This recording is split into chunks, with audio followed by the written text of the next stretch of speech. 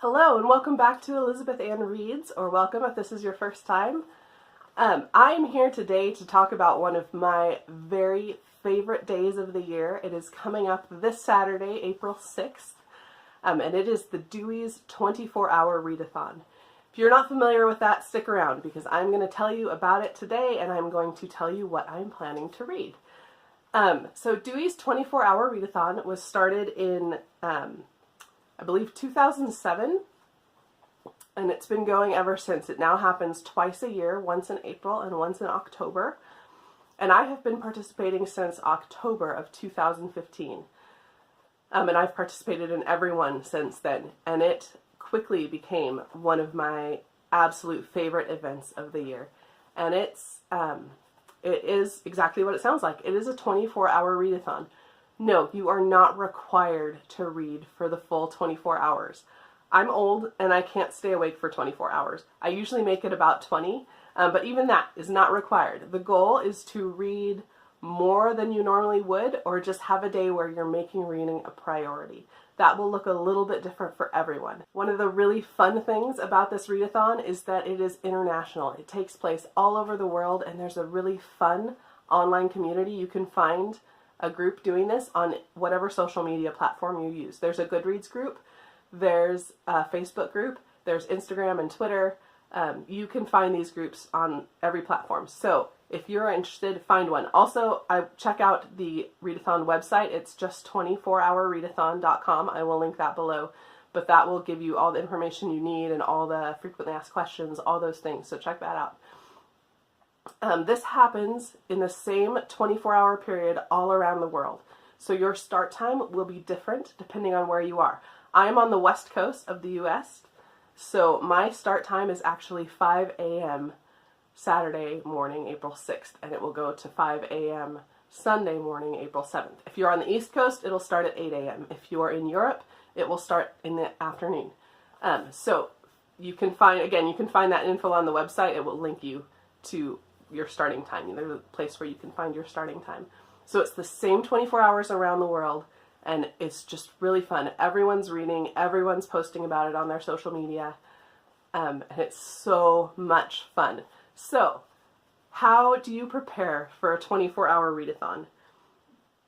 I'm going to let you know today how I approach a 24-hour readathon, but let me just say up front, there is no right way. Everyone's a little bit different. Figure out what works for you and what's fun for you, and go with that. But I just want to cover a couple things that you want to think about before the readathon starts. So it is Monday when I'm filming this, and the readathon is on Saturday. So what I'm going to be thinking about this week, there's a couple different things I'm going to be thinking about this week. One is cleaning. I'm going to make sure that my space is clean and organized, that the trash is taken out, that the laundry is done, that I don't have a pile of papers sitting on my desk, because those little things are going to distract me from the reading that I want to do on Saturday.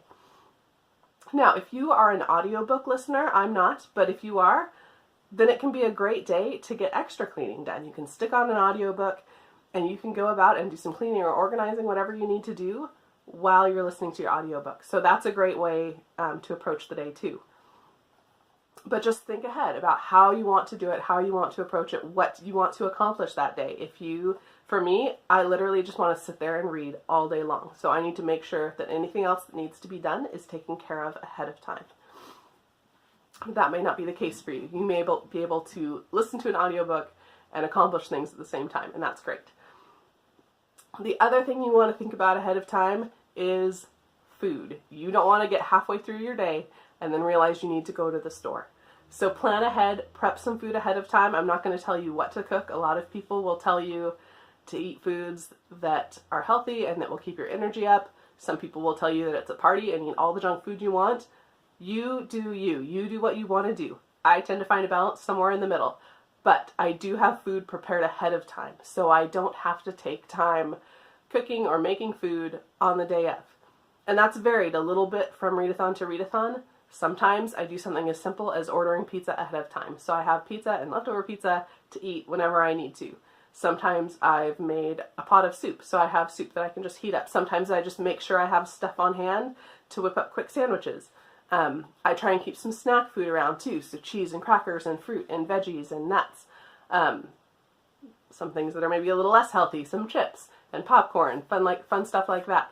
I also always make sure I have some high quality dark chocolate on hand. But again, that may be different for you. Drink wise, obviously most people are going to go for coffee. I am not a coffee drinker. I generally don't even drink caffeine. This is one of the few times a year that I do allow myself caffeine. I still don't like coffee, but I'll drink tea or I'll get some Pepsi and drink that because that will help me stay awake a little bit longer as well. The other thing you want to think about is, of course, what you're going to read. And again, this is going to be different for everyone. Like I said, for some people, audiobooks is the way to go. Absolutely, if that works for you, go with that. Some people like to pick one big book and just spend the whole day focusing on one book and accomplishing that, and that's great. I don't like to do that. I like to have variety. I like to get 2, maybe even 3 books going at the same time and kind of alternate between them to keep my interest up. So I generally have a stack of about 8 to 10 books. I will not get through 8 to 10 books. I will get through about half of that. But I like to have a limited number of options. I want to have something to choose from, but I don't want to spend a lot of time staring at my shelves trying to pick out what I want to read. So I will have, like I said, 8 to 10 books to choose from. I generally have a variety of some rereads, some middle grade, maybe a book of short stories or a graphic novel. Graphic novels are great. I'm just not a big graphic novel reader, but if you are, this is a great time to get a huge stack of graphic novels and go with that. I'll also try and find books that read quickly. So things that lean more towards the thriller side, things that are more contemporary. I'm not going to get into heavy historical fiction at this point or big epic fantasy. Both genres I love, but do not work for me during a readathon. So that's the last thing I'm going to do right now is show you the stack that I have set aside for Saturday. So this is my readathon stack. I will choose 4 or 5 of these throughout the day, and that is what I will read. So let me just show you real quick what I have. I have Rilla of Ingleside, which is a reread for me. This is the last book in the Anne of Green Gables series. Then I have some middle grade. I have The Mystery of the Midnight Peacock by Catherine Woodfine. This is a mystery set in Edwardian England. I have Fablehaven, Rise of the Evening Star, which is the second book in the Fablehaven series. This is a middle grade fantasy series. Then I have Pages and Co., Tilly and the Book Wanderers by Anna James. This is a brand new book, not even out in the US yet. And it is about Tilly, this girl that discovers that she can, I think, go into books. And it features characters like Anne of Green Gables. I also have The Wild Robot by Peter Brown. I don't know much about this. I just heard a few people talking about it a lot in this last month, and it sounds really cute. And again, it's a fun, light middle grade, is a great thing to mix in to a readathon stack. Then I have some adult books. I have The Peach Keeper by Sarah Addison Allen. These are romance, kind of magical realism, just very light, springy, often they're just good, light, quick reads. Then I have Big Little Lies by Leanne Moriarty. This, I'm sure you've heard of if you've been around BookTube. I picked it up at a book sale recently, so thought I might add that to the stack. I also have Legend by Marie Lu. I was looking for a dystopian, something with some Hunger Games vibes, so I picked up this one. And then the last book I have on my stack is It Devours by Joseph Fink and Jeffrey Craner.